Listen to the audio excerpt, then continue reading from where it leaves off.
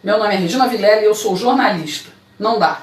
Definitivamente não dá para ler ou ouvir os absurdos proferidos por um sujeitinho infame, desprezível e sórdido como Renan Calheiros e não reagir. A mídia porca brasileira dessa vez se superou com esta capa, mas o pior é o que ela traz na edição, é de embrulhar o estômago. O texto envolve todo tipo de mentira produzida pelo embuste chamado CPI do Mocorongo ou CPI do Circo. Como um verdadeiro asno que é, o relator se espraia na entrevista propalando inverdades e desinformação. O relatório aponta o presidente Bolsonaro como responsável por tudo que governadores e prefeitos, com aval e cumplicidade dos ministros do STF, causaram. Eu digo sempre, pessoal, que ninguém morre de véspera, mas se milhares de pessoas se foram neste pandemônio, os culpados estão no Supremo, no Congresso Nacional, nos palácios de governadores e prefeitos, mas principalmente na ignorância e na covardia do povo brasileiro. Renan vai apontar 11 crimes para o presidente. Eu destaco 3: homicídio doloso, crime contra a vida e genocídio. Eu vou explicar cada um deles. Homicídio doloso é quando alguém tem intenção de matar outra pessoa. É aquilo que fez, por exemplo, Suzane Richthofen e os irmãos Cravinhos, quando decidiram matar os pais dela para ficar com a herança. Quase 20 anos depois, a criminosa está em regime semiaberto e estudando numa faculdade. E, pasmem, é tratada como celebridade. Pois é, Brasil. Crime contra a vida no Código Penal brasileiro tem homicídio, feminicídio, instigação, auxílio ou indução ao suicídio, infanticídio e aborto. Quero alguns exemplos? Celso Daniel, PC Farias e a namorada, Daniela Pérez, Elisa Salmúdio, Liana Friedenbach e Felipe Café, Marcos Matsunaga, a professora Ellen Batista, as crianças João Hélio, Isabela Nardoni, Bernardo, Juan, Henri e tantas outras. E ainda querem aprovar o aborto no país. Misericórdia.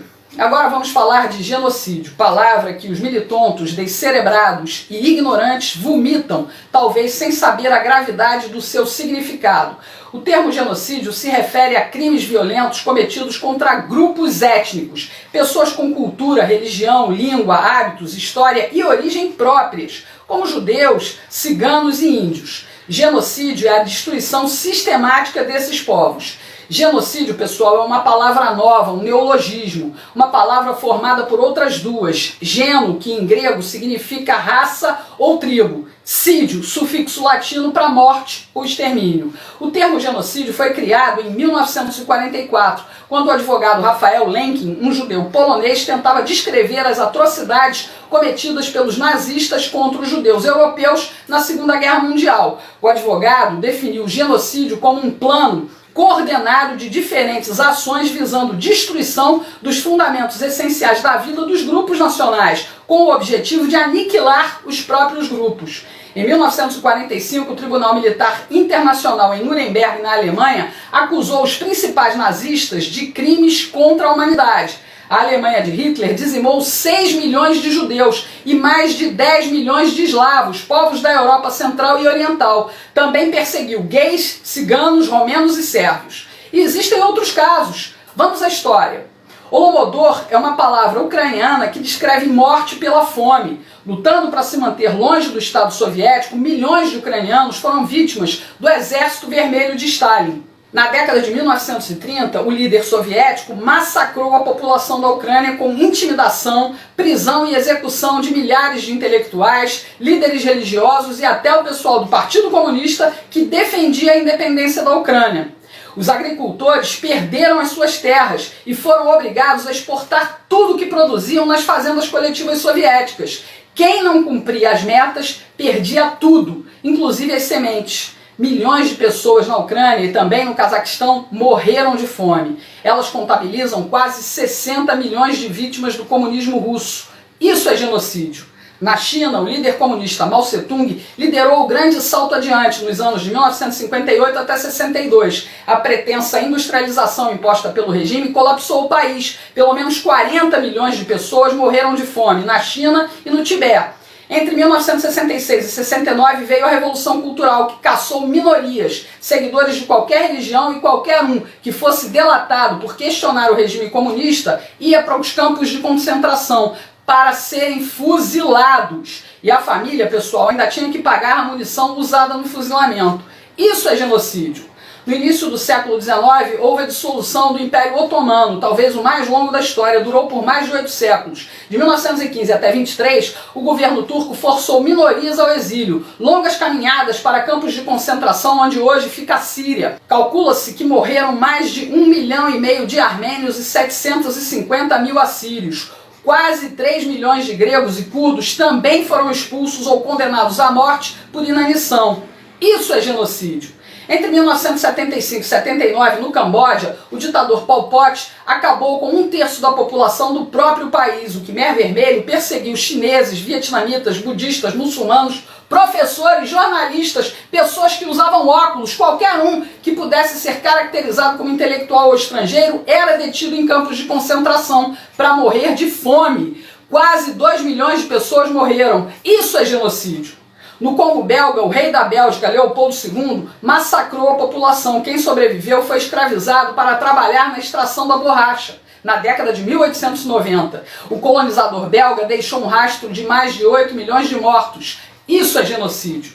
Quando a Bósnia e Herzegovina declarou independência em 1992, Slobodan Milošević, presidente da Sérvia e da Iugoslávia, invadiu o território. O exército do líder comunista praticou todo tipo de atrocidade contra os croatas e muçulmanos da Bósnia. Quase 300 mil pessoas foram mortas, inclusive os opositores do comunista.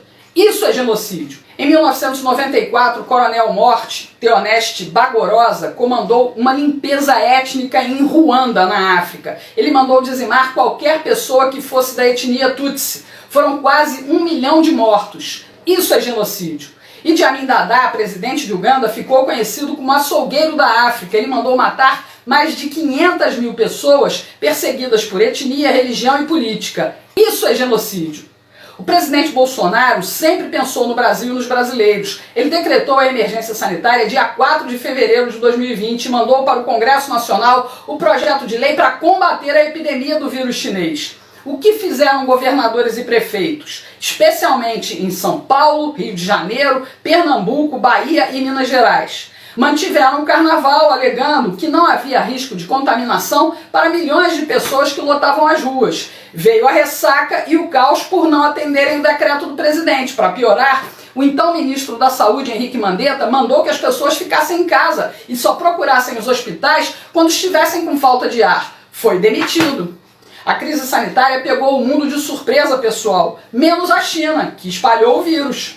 O STF ainda determinou que só governadores e prefeitos podiam gerenciar a saúde, obrigando o governo federal a abrir o cofre para estados e municípios. Opa! Foi a oportunidade que eles tinham de aproveitar e botar a mão no dinheiro, já que o Bolsonaro fechou as torneiras da corrupção no governo federal quando tomou posse. Mas nos estados assistimos à festa da roubalheira, com compras superfaturadas e insumos e respiradores, além de hospitais de campanha caríssimos que nunca foram usados. Sem falar na política do fecha tudo e fica em casa. Milhares de empresas quebraram, as pessoas foram demitidas. A economia só não quebrou de vez por causa do governo federal, que injetou bilhões de reais no auxílio emergencial e no crédito para micros, pequenos e médios empresários.